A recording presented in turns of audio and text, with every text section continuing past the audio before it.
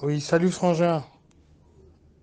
Euh, c'est vraiment dommage que tu dises ce que tu dis là, parce que Monsieur Maïs Katumbi euh, est le pire voyou que la République n'ait jamais eu en termes de dirigeants. Et la première chose qu'il faut dire, il faut le constater, la République démocratique est un pays qui a une constitution et la constitution dit dans son article 1 que la nationalité congolaise est une indivisible. Donc il n'y a pas à sortir de là. Quand est-ce que Moïse Katumbi a été congolais? Ça, c'est la première chose qu'il faut savoir. Si on veut devenir un État de droit, c'est la première chose à respecter. Quand est-ce que Moïse Katumbi a été congolais? Il n'a jamais été congolais. C'est un amalgame qui a été créé et qui continue par le laxisme. Le tort est aux Congolais. Oui, je le dis, c'est nous qui avons eu tort de le laisser faire et de laisser faire tout le Katanga. Ça nous a coûté 23 ans de malheur, de recul absolu, d'avoir accepté que les Katangais dirigent ce pays. Mouzé, Laurent Désiré Kabila, qui est entré par la force au Congo pour chasser Mobutu, comme on vous l'a raconté. C'est pas tout à fait ça, papa. Moi, je peux pas te le raconter maintenant. Il y a trop peu de temps pour que je te le raconte. Un jour, quand on se verra, on s'assera, je te parlerai de tout ça pendant au moins 2, 3 jours. Parce que moi, j'ai assisté. Je suis contemporain. J'ai assisté, j'étais avec Mobutu à Cap-Martin. Je ne suis pas un Mobutiste, hein. Je ne suis pas un Mobutiste, mais j'ai grandi, quand on s'est quitté à Lubumbashi, bah, 3 jours après, moi j'étais chez Mobutu. Et par ses enfants que je connaissais déjà. Mais je ne savais même pas qu'il était président de la République quand on vivait à Lubumbashi. C'est pour te dire. Donc il y a beaucoup de choses que je peux t'expliquer, que tu peux comprendre, tout ça. Donc comprends ceci. Un, la constitution congolaise est telle qu'elle ne peut pas autoriser un étranger à devenir président de la République. Ça, c'est un premier point. Deuxième point, Moïse n'a jamais été congolais.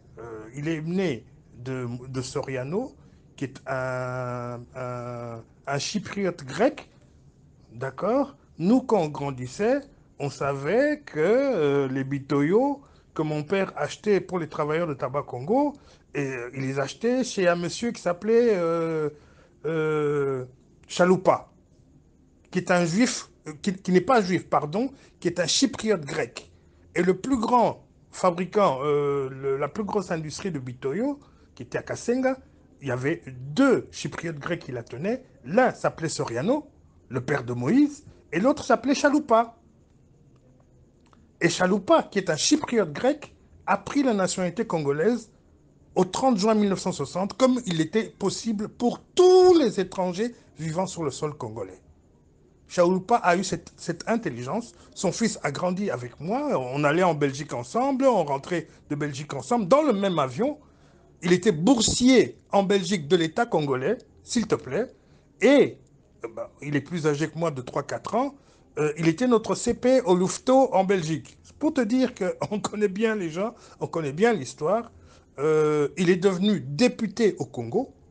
Oui, Chaloupa, le fils du vieux Chaloupa, est devenu député au Congo parce qu'il avait la nationalité congolaise. Il a grandi avec les Congolais.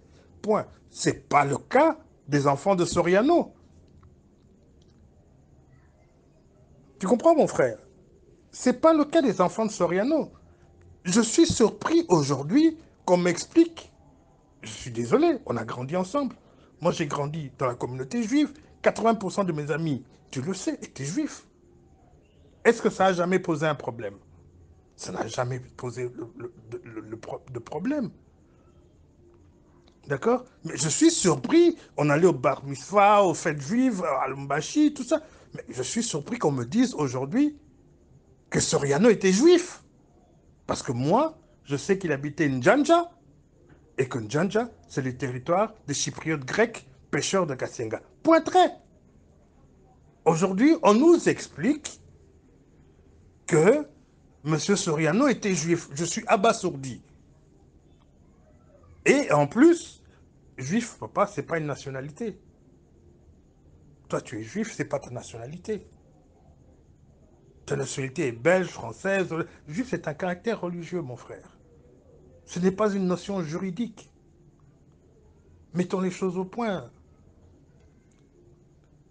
Aujourd'hui, quand on dit juif, c'est comme si c'était une nationalité. Mais c'est pas vrai, c'est pas une nationalité. Il n'y a pas un passeport juif, mon frère. Il n'y en a pas. Donc aujourd'hui, on nous dit qu'il est juif.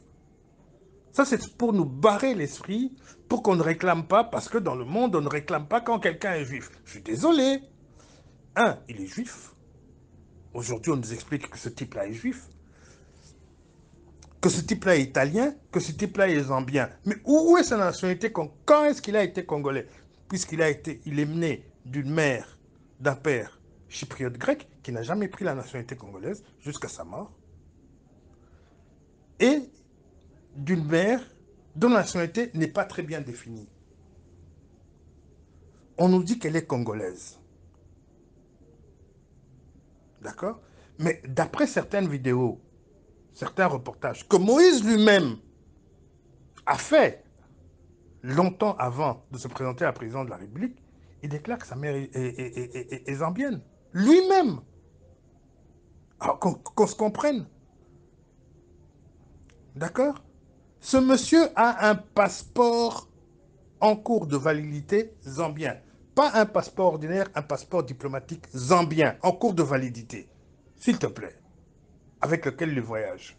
Je t'ai déjà dit que l'État zambien a officiellement fait une requête auprès de l'État congolais pour qu'il rende son passeport zambien, diplomatique zambien, qui est en cours de validité jusqu'en 2028. Et c'est ce monsieur-là que vous voulez placer à la tête de la République démocratique du Congo. Mon frère, c'est que tu n'aimes pas ce pays. Parce que ce type est un voyou économique fini. C'est la pire chose qu'on peut faire au Congo. Je vais te dire une chose. Moi, j'ai grandi en Katanga, je suis un peu beaucoup katangais. Je vais te dire. Plus jamais un katangais à la tête de ce pays. Parce qu'on en a eu deux. Ça a été 23 ans de souffrance absolue. Moi qui te parle, moi ton frère, on m'a déjà mis au poteau d'exécution par les katangais. Tu sais pourquoi? Parce que j'étais Louba. Et que j'étais le fils de Raphaël Mwamba PDG d'une des plus grosses sociétés au Katanga qui était Tabazaye. Quand ils ont su, ils ont voulu me liquider. À tel point que j'ai vendu tous mes biens, mon frère. Moi qui te parle, au moment où je te parle ici, je suis pauvre. Parce que, il y a une quinzaine d'années, j'ai tout vendu, j'ai tout fait pour quitter le pays, mais ça n'a pas été possible. J'ai recommencé ma vie à zéro, frangin, après avoir été au poteau d'exécution. Mon père qui vient de mourir et qui m'est mort au Canada, toi tu crois qu'il est devenu Canadien par comment? Parce que il était poursuivi, c'était un réfugié. Il est mort canadien. Et je suis en train de me battre pour le rapatrier son corps, pour qu'il soit... C'était son dernier souhait. Donc tu vois, nous avons subi pendant 23 ans les affres katangaises. Je ne déteste pas les Katangais, mon frère. Mais je suis triste pour eux. Parce que pendant 23 ans, ils ont tiré ce pays vers le bas. Mouzé Laurent Désiré Kabila, Katangais, euh, qui était au pouvoir, quand il a compris pourquoi les multinationales et les Rwandais avaient tout fait, les pays limitrophes, avec certaines multinationales, dont certains pays européens, dont l'Union européenne et la Belgique l'avaient placé à la tête du pays, quand il a compris pourquoi, il s'est rendu compte qu'en tant que président, il était impossible qu'il fasse ce qu'on lui demandait de faire. Ça, c'est un. Et de respecter les fameux accords de l'Émirat qu'il avait signés. C'est pour ça qu'il est mort, mon frère. Il est mort, tué, trahi par son entourage de Katangais, dont son pseudo-fils qu'il a remplacé, qui s'appelle Joseph Kabila. Les Katangais nous ont assuré que c'était un Congolais. Ils l'ont estampillé Congolais, alors que ce type n'a même pas 1 milligramme de sang congolais. C'est un Tutsi de nationalité tanzanienne dont la famille, il est lié au pouvoir Tutsi rwandais, euh, de toutes les manières possibles. Toutes les preuves sont là aujourd'hui, elles sont sorties, on sait. Mais les Katangais avaient garanti, il lui avait même inventé une mère katangaise. Aujourd'hui, la mère katangaise renie son fils, dit que ça n'a jamais été son fils. On l'a toujours su.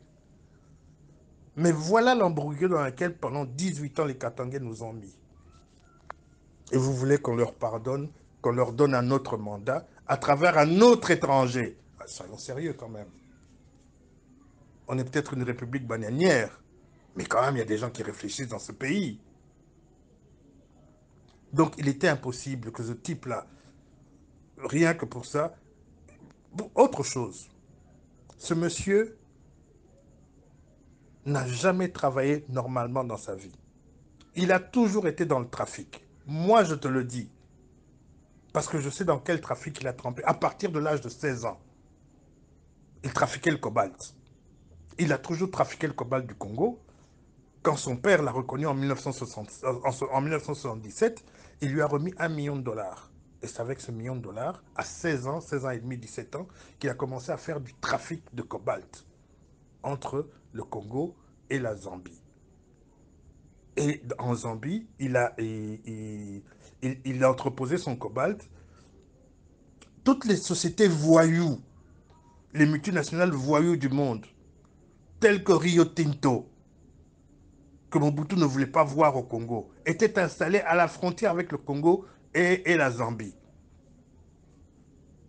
Andola, Quito et tout ça. Et depuis l'âge de 16 ans, 17 ans, M. Moïse Katumbi traite avec ses voyous. Ce sont ses amis. Ils l'ont rendu richissime. Et la société de son père, Soriano, KTB, Katanga Trading Business, c'est ça que ça veut dire.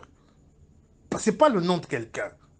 Cette société avait un représentant qui vendait leur bitoyo, leur mikebuka et leur ndakala en Zambie.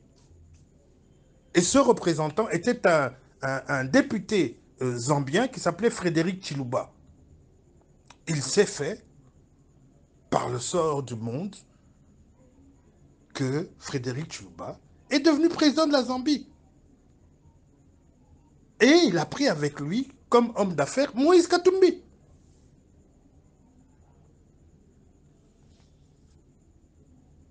Et un autre Congolais qui s'appelait Andrew Madiata, qui est un ami d'enfance, que je connais très bien, qui vient de décéder il y a 2 ans à Bruxelles où il est en exil. Pas en exil du Congo, en exil de la Zambie. À la fin du règne Frédéric, pendant le règne de Frédéric, ils ont trafiqué comme des malades, ils sont devenus multimillionnaires. Et lui, Moïse Katumbi et André Madiata. Moïse Katumbi, en tant que Zambien, a attaqué la Gécamine en 1993. Il a attaqué la Gécamine pour défaut de paiement et il a été payé et il a réclamé un paiement en minerai, s'il vous plaît. Mon frère Franck, Claude, je te dis, mais c'est grave. Moi, j'en veux à la justice congolaise de l'avoir autorisé à se présenter aux élections présidentielles. J'en veux à la justice de mon pays. Et j'en veux à mon président de ne pas s'être opposé à cette candidature. Parce que les preuves sont tellement énormes. C'est un sale type. Ce type, quand il est gouverneur, a vendu... C'est lui qui a démantelé la Gécamine avec Forest. Excuse-moi de te le dire, mais entre juifs. Parce que c'est à cette occasion-là que nous apprenons que Moïse Katumbi est juif. Ceux qui ont démantelé la Gécamine sont les juifs, mon frère. Donc Moïse Katumbi, juif. Malta Forest et George Forest, juifs.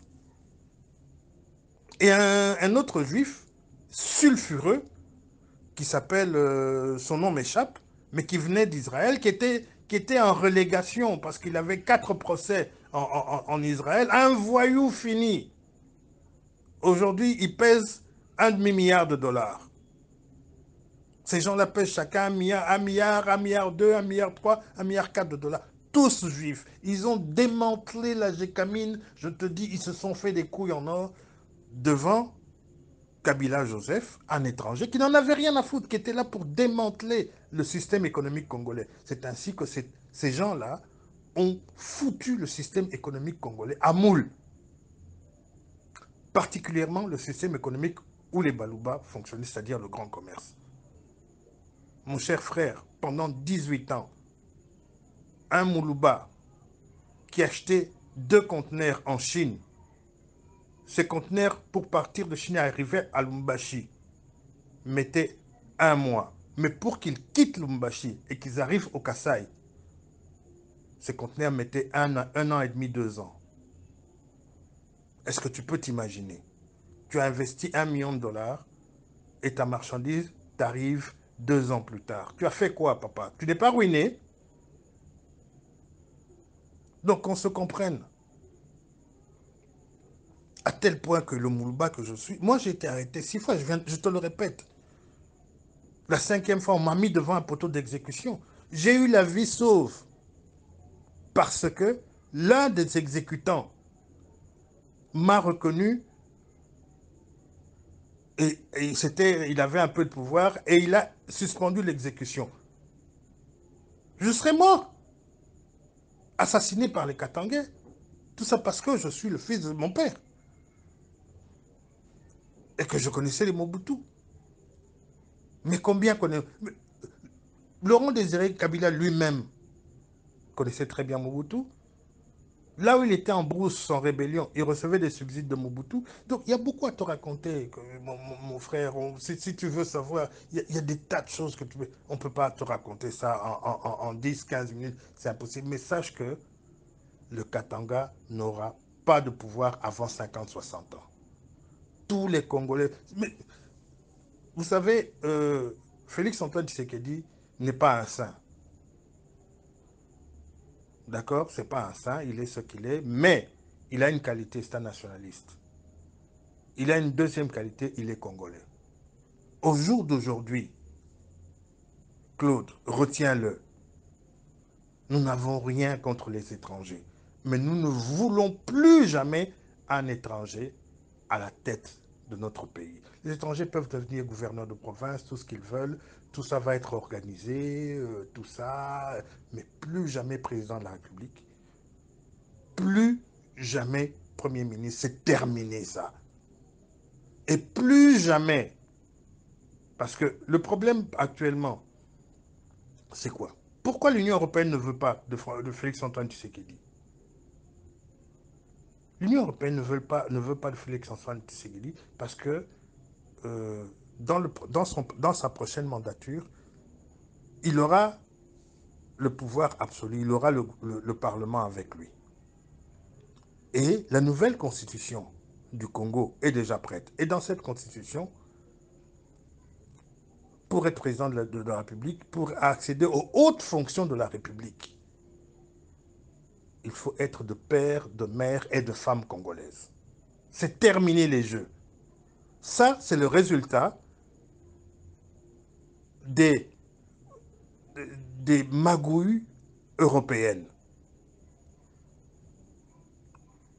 Le Congolais que je suis, que nous sommes, ne veut plus jamais entendre parler d'un quelconque sang étranger à la tête de son pays et dans les grandes institutions de son pays. C'est terminé. Donc cette constitution va consacrer cela. Cette constitution va renforcer le caractère unique de la nationalité congolaise à cause des gens comme Katumbi. Alors que beaucoup d'entre moi, ma mère est allemande, tu le sais. J'ai été élevé par une mère allemande. J'ai droit à la nationalité allemande, mais je ne l'ai jamais prise. Mes frères sont allemands. D'accord, je pouvais prendre la nationalité. Je peux prendre la nationalité allemande. J'ai aujourd'hui 68 ans, mon frère. D'accord, je peux prendre la nationalité allemande. Je ne sais pas, je ne l'ai jamais fait. D'accord, nous allions vers un système où il y avait les Congolais pouvaient avoir une double nationalité. Mais c'est fini à cause des aventures de Katumbi. C'est terminé. Personne n'accepte ça. Tu es Congolais, Congolais, tu es étranger d'origine congolaise, tu as le droit de travailler au Congo, de faire tout ce que tu veux au Congo, mais tu ne seras jamais président de la République, tu ne seras jamais Premier ministre. Tu peux être conseiller, tu peux être ministre, mais jamais président du Parlement, jamais président du Sénat, jamais président de la République. C'est terminé.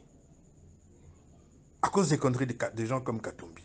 À cause des conneries katangaises qui nous ont assuré que Joseph était congolais alors qu'il n'est pas. Même sa mère aujourd'hui le dit. Elle a fait des émissions pour dire que ce n'était pas son fils. Donc tu vois à quel niveau de magouille nous sommes au niveau de la tête de l'État. Et c'est nous qui sommes des aventuriers, c'est nous qui comprenons rien. Je suis désolé, on a tout compris.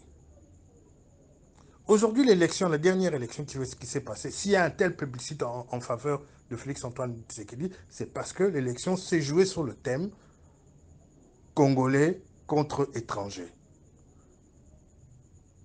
L'Union européenne, mais c'est incroyable, les observateurs de l'Union européenne, nous invitons les observateurs de l'Union européenne à venir observer nos élections.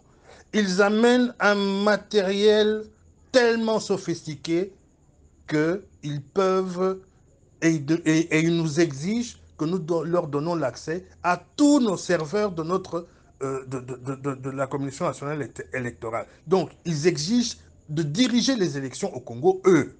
Mais enfin, papa, nous sommes un pays indépendant. Quand on refuse, ça devient tout un problème. Nous avons refusé l'entrée de leur matériel sur le territoire congolais. Mais malheureusement, il y avait une partie de ce matériel qui était déjà entrée. 99% de ce matériel a été refoulé à la frontière. Il est rentré et l'Union européenne a décidé de ne pas observer les gens. Ils sont rentrés chez eux. Très bien, merci beaucoup. Il y a d'autres observateurs. Malheureusement, le 2 ou 3% de matériel qui sont entrés a servi à Moïse et à l'Église catholique pour frauder. Parce que nous avons fait ce constat-là. Nous avons fait ce constat. C'est incroyable. L'opposition fraude et empêche les gens d'aller voter.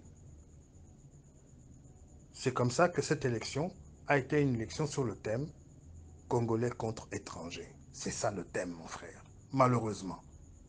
C'est ça le thème des élections. Et si Félix a un tel plébiscite, c'est parce que lui, il a, il a tout le pédigré. Voilà. Donc, sache que ton Moïse, là, c'est une saleté. Et ça va mal se terminer pour lui parce que je t'annonce qu'il est en résidence surveillée déjà.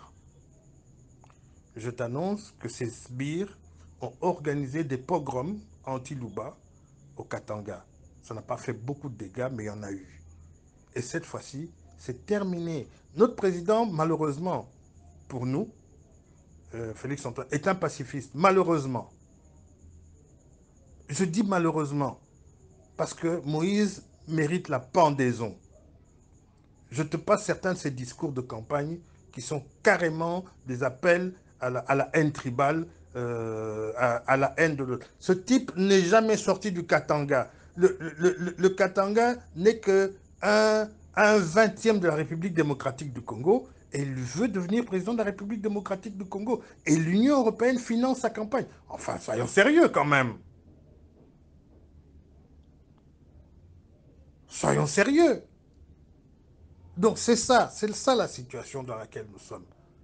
D'accord. Donc, si tu apprends que, comme nous sommes prêts, aujourd'hui, mon cher frère, nous ne sommes pas un pays belliqueux, mais aujourd'hui, je t'annonce, nous avons 150 000 hommes prêts à aller au combat.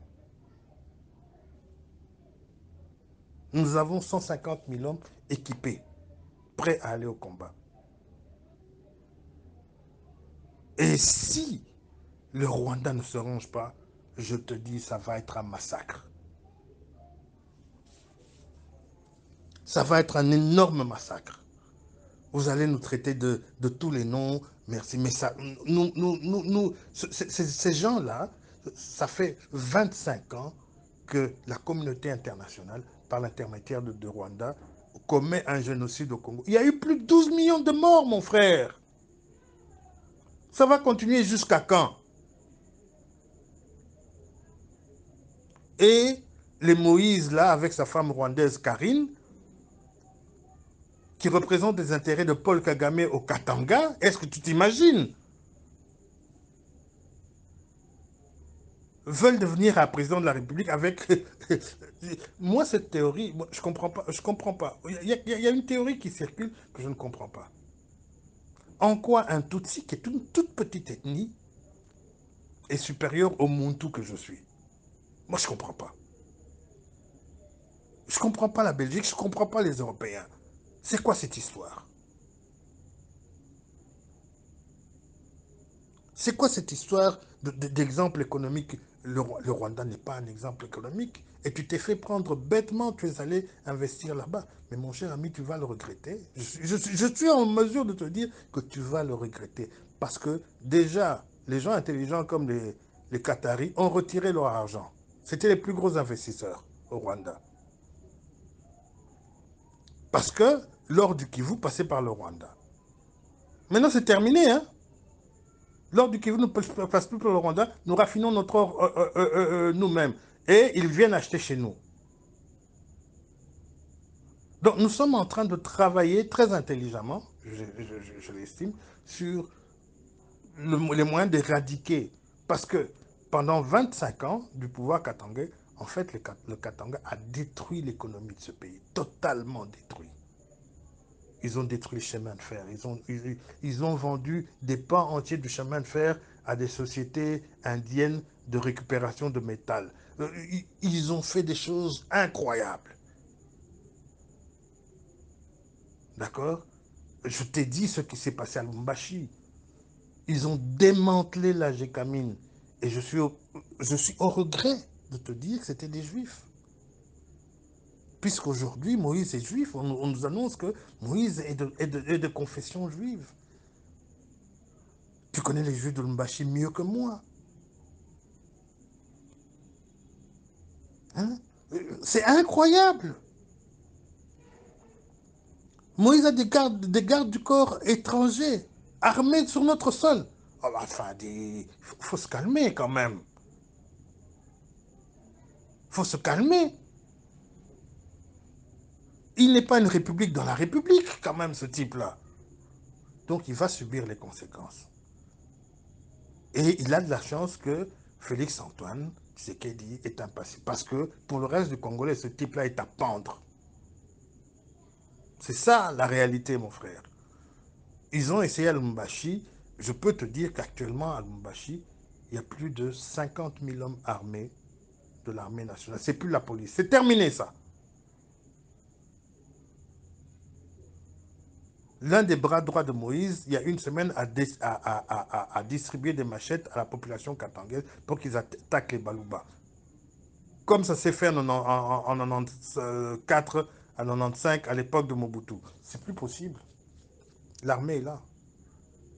Et vous allez dire que Après, l'Union européenne va expliquer que ce sont des pogroms, que le pouvoir du Tshisekedi... On est d'accord qu'ils le disent. On est d'accord.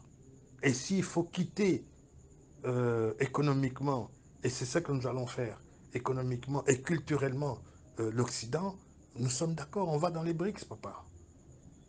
On a assez d'or encore dans notre pays pour nous attacher aux BRICS et attacher notre monnaie au cours de l'or. L'affaire est terminée. On sort de la dollarisation de notre pays. Donc c'est ça qui est en jeu. Au même titre que les pays du Sahel, le Mali, et tout ça, l'Occident risque de perdre définitivement le Congo, la RDC. Ça, je te le dis, ils auront du mal, mais c'est ça qui est en train d'être... C'est vers cet esprit-là que 99% des Congolais vont, parce qu'ils en ont marre. On en a vraiment marre de l'Occident. Ils nous ont fait tous les coups possibles et imaginables et on en a marre. Bon, salut Frangin. Euh, à ta disposition, hein, si tu veux comprendre quelque chose. Ce sont nos réalités. Ce sont nos réalités, nous vivons là-dedans. On essaie de s'en sortir du mieux possible. Voilà. Allez, salut.